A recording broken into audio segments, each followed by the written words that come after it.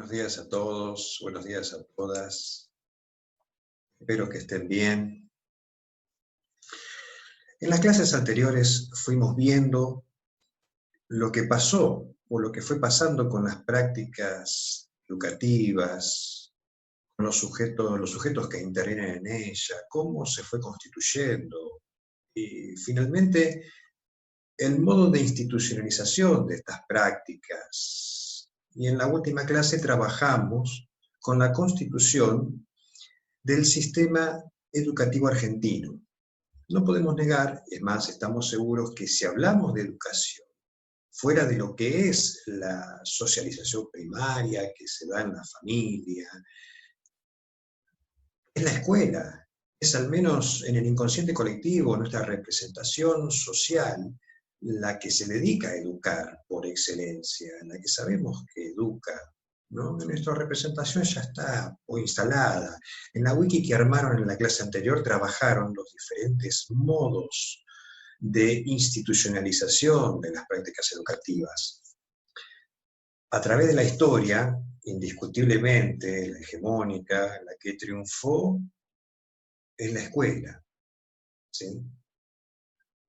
Pero para que esto suceda, confluyeron varios elementos, varias piezas que ustedes en la bibliografía propuesta para la clase de hoy, con respecto a lo que van a ver en el texto de Paulo Pinot, él va detallando cuáles fueron esos elementos, los va describiendo los por qué.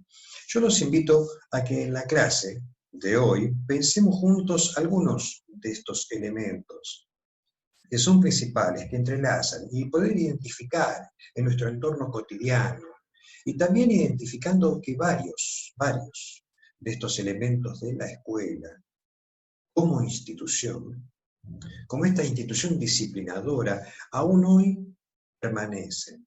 Para finalmente poder reconocer que la escuela influye y estructura la sociedad, a la vez también va siendo influenciada, va siendo estructurada por ese contexto.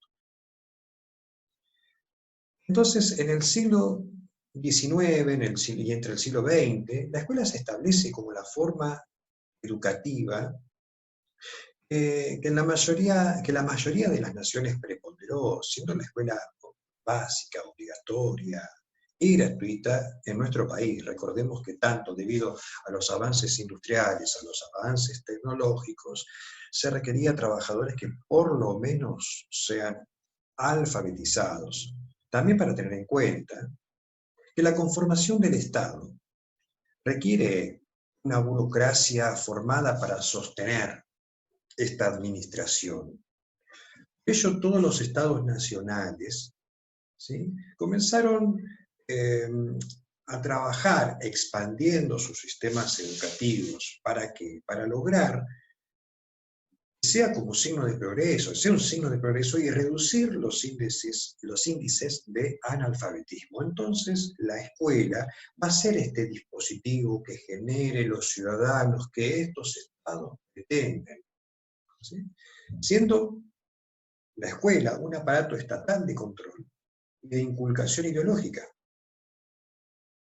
¿no? Así, de esta forma se va conformando.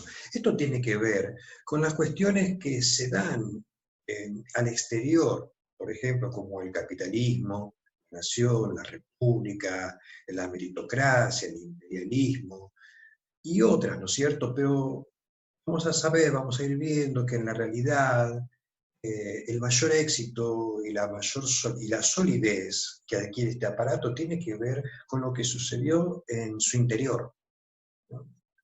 Y ese conjunto de piezas que se ensamblan para generar la escuela se van entrelazando. Ustedes lo van a ver ahora en la placa que les estoy mostrando, qué es la escuela. Ustedes van a ver qué piezas se fueron ensamblando. Por ejemplo, podemos empezar con la número 1, la que dice que la homología entre la escolarización y otros procesos educativos, ¿cierto? En la clase pasada ustedes veían que cuando una práctica social se institucionaliza, no lo hace sobre la nada. En educación pasó eso, por sobre la catequesis, la formación laboral, entre otras, fue tomando un carácter distintivo por sobre otras instituciones, y así fue como la escuela se fue consolidando. Para pensar también, bueno, en la otra, por ejemplo, en la segunda, que dice en cuanto a la matriz eclesiástica. Tengan en cuenta que un punto importante de esto tiene que ver con lo arquitectónico, ¿no es cierto? El espacio, este espacio del saber, el templo del saber, guardado y resguardado hacia el interior. Al interior de la escuela, que todo era enseñanza, ir al comedor, hacer diferentes actividades, y que la lógica moderna le sumó a esta función de conservación de saberes la obligación de expandirlos y difundirlos, ¿cierto? Para seguir sosteniendo su dominio. En el tercer punto que ustedes están viendo sobre la regulación artificial, esto, entre otras cosas, tiene que ver con la regulación de las tareas dentro de la escuela. Por ejemplo, el calendario, un ejemplo que puede ser como, bueno, para discutir, que hace años los chicos en noviembre terminaban las clases, ¿no? En un momento, con la lógica de que más es mejor, se extendieron hasta mediados de diciembre, ¿sí? Para completar los 180 días de clase. Pero sabemos muy bien, ¿no?, que como docentes que transitamos las aulas, que en los últimos días, ya sea por el calor, ya sea por el cansancio, y el cansancio del año también, los chicos ya no quieren venir más a clase, ¿sí? Están cansados de venir, ya están que no dan más, ¿no? Bueno, para tomar el otro punto, donde dice que el uso específico del espacio y del tiempo, ¿no? Por ejemplo, ¿dónde se aprende? Se enseña y se aprende en el aula.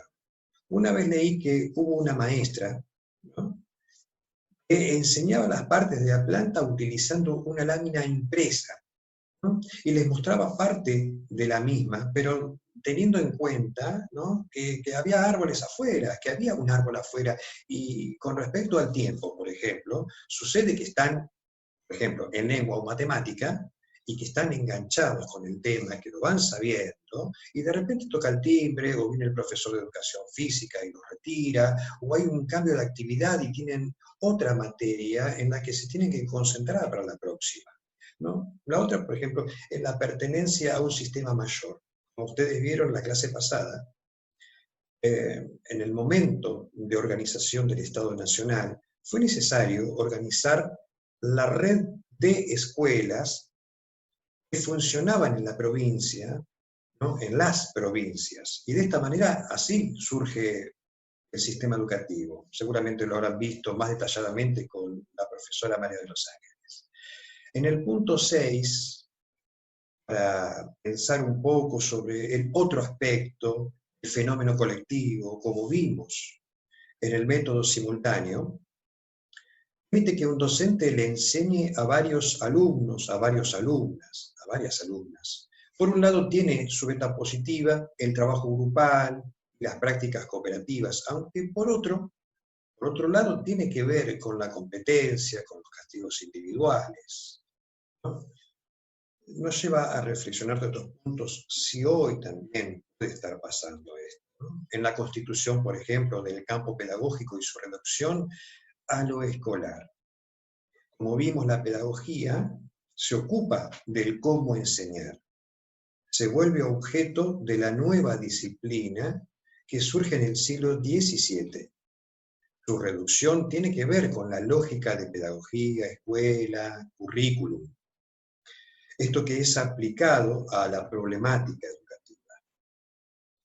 El otro punto, que también es muy interesante en cuanto al cuerpo de especialistas y el docente como ejemplo de conducta, ustedes trabajaron la clase pasada el tema del magisterio como categoría social, y que se le pide al docente en cuanto al ser ejemplo, ¿no?, a estas cuestiones relacionadas a esta vocación forzada. ¿Sí? Ustedes lo habrán visto detenidamente cómo el maestro tenía que adherir a algunas situaciones. Luego esto de la especial definición de la infancia que se diferencia de la adultez por su incompletud. ¿Sí? Se construyó un sujeto pedagógico, el alumno.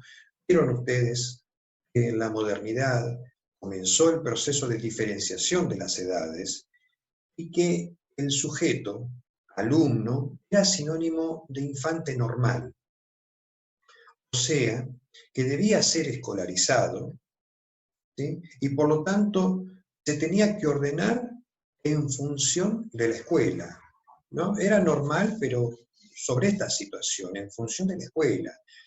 Otro punto, por ejemplo, el establecimiento de una relación que es inmodificable, ¿no? Inmodificablemente asimétrica entre docente y alumno. Docente y alumno, ¿no? Como vínculo pedagógico, son las únicas posiciones de sujetos posibles en la pedagogía moderna. El docente es el que porta el saber y el alumno es el que porta el no saber, la ignorancia, ¿sí? Así se creía, ¿no es cierto? Otro punto, por ejemplo, la generación de dispositivos específicos de disciplinamiento. En el texto, ustedes van a encontrar que tiene que ver con el pupitre, la fila, la asistencia obligatoria, controlada, ¿no? Algunas escuelas, aunque no tienen pupitre, pero lo sientan capaz en grupo, ¿no? Pero yo los invito a pensar con respecto a esto, ¿no? Se animen a ir un poquito más a fondo, ¿no? Que un chico esté sentado en ronda no significa en realidad que trabaje de manera interrelacionada. No se interrelaciona con el resto, no está. Se puede seguir trabajando de manera individual, a pesar de que los chicos estén sentados en grupo, ¿no? Por ejemplo, es una manera de controlar o de decir, yo te digo con quién te tenés que sentar, ¿sí? Que te sientes de este lado, que te sientes allá, acá. Es una manera de controlar, de disciplinar, ¿no? De cambio de lugar, no, ¿viste? Estos pupitres individuales, pero en realidad la maestra le va a decir dónde se sienta el nene. Los que se sientan, están mal, tienen que venir para adelante. Por ejemplo, ¿no? En otro punto donde habla sobre el currículum y prácticas universales y uniformes. Bueno, el tema de la universalización del currículum o la universalidad tiene que ver con las prácticas, con las materias enseñadas, estas materias que se toman como de mayor categoría, como lengua, como matemática, dejando un poco de lado sociales, ciencias naturales, artísticas, las cuestiones que son vinculadas con el cuerpo, por ejemplo, como parecería que no es de tanta importancia, ¿no? Pero que en realidad son muy importantes, ¿no? Aunque un chico sepa matemática y lengua, dicen que está apto como para pasar de grado, y si aprobás las otras, pareciera que no es tanto, ¿no? Esto está uniformado, está universalizado. Matemática y lengua tendrán 5 horas, mientras que las demás no tienen tantas horas, 1 o 2, en las que hacen algún regalito, pintan algún dibujito, hacen algo, ¿no es cierto? Por ejemplo, en el ordenamiento de los contenidos, recortamos, seleccionamos, qué saberes enseñar, del conjunto de estos saberes básicos del currículo prescrito. Otro punto que se refiere a la descontextualización del contenido académico y creación del contenido escolar. Ahí es muy interesante esos contenidos que solo sirven o son trabajados en la escuela. Ustedes podrán recordar el video que yo les mostré al principio sobre un chico, ¿sí? Le propuse una tarea final, no sé si se acuerdan, el nombre es Julián, que decía, no preguntaba, ¿para qué sirve matemática? ¿O para qué sirven las ecuaciones? Y otro compañero le decía, para probar matemática, ¿no? Y ahí nos sacaba cuenta que era un contenido escolar realmente. Para él en la vida no le significaba nada, ¿no? Entonces, tiene que ver con la descontextualización del contenido académico. y la creación del contenido escolar, ¿sí? Que si bien el contenido escolar es un saber graduado, debe adaptarse al alumno, debe también poder significarle a Julián para qué aprender ese contenido, para qué le va a servir más adelante, ¿no? Otro punto que también es muy importante saberlo y reflexionar es la creación de los sistemas de acreditación, sanción y evaluación escolar. Esto tiene que ver con la escuela disciplinaria, con la medición, aunque al mismo tiempo es también un tipo de capital cultural, es un capital que está institucionalizado, como dice Bourdieu, ¿no? Institucionalizado, monopolizado por el sistema escolar. Sabemos muy bien que permite el funcionamiento del mercado laboral y que a la vez también es un tamiz de clasificación social. Otro punto que es muy importante, y es uno de los últimos, creo, la generación de una oferta y demanda impresa específica. Tiene que ver con los textos, con la mercantilización de la enseñanza, con libros, guías, cuadernos, láminas, manuales escolares. Quizá los que tienen mi misma edad o por ahí andan, se acuerdan del manual del alumno bonaerense de Capeluz, ¿no es cierto? Entonces, ahí podemos pensar que las editoriales, esta y otras también, aportaron o todavía siguen generando oferta y creación de este contenido escolar, ¿no? También para seguir reflexionando con respecto a estas editoriales y a la mercantilización. Bueno, en cuanto a los puntos, y a lo más importante de los puntos, ustedes tengan en cuenta que no estudien de memoria, de repetir cada una de las partes de esta maquinaria, sino al contrario, pónganle vida, háganle preguntas a estas partes, a cada uno de estos puntos, ¿no? De estas piezas que se ensamblan. Díganle, esto sigue hoy, sigue la matriz eclesiástica hoy, ¿en qué cosas sí, en qué cosas no? Hagan este ejercicio que fuimos haciendo con los puntos, de vincular los temas que fuimos trabajando. Y con respecto a la escuela de hoy, ¿no? A las que ustedes conocen, a las que todos conocemos. Entonces, ahí cerrando, la escuela no es un fenómeno que se constituyó por una evolución lógica ni natural, sino que fue una serie de rupturas, de acomodaciones, que se fueron conformando, que se fueron estableciendo como natural, que hoy es la escuela, que hace la escuela. Por eso cuando con la profesora María de los Ángeles los invitamos en realidad a desnaturalizar la escuela, porque ya la escuela está naturalizada. Y es importante no perder la mirada que esto se dio una casualidad, sino que había un objetivo claro, que era que la cultura que la escuela difundiera sea esta cultura eurocéntrica, ¿no? Que sea una cultura eurocéntrica la que se difundiera. Bueno, y yendo puntualmente a la función de la escuela, en la modernidad lo que termina triunfando es la escuela tradicional, que ordena las prácticas educativas cotidianas, y su consecuente organización del espacio, el tiempo, el control de los cuerpos, entre otras cosas, fue privilegiando los procesos intelectuales, por los cuales se buscaba formar la mente de los alumnos, formarla y formatearla, de alguna manera, ¿no es cierto?, a través del proceso de inculcación cultural.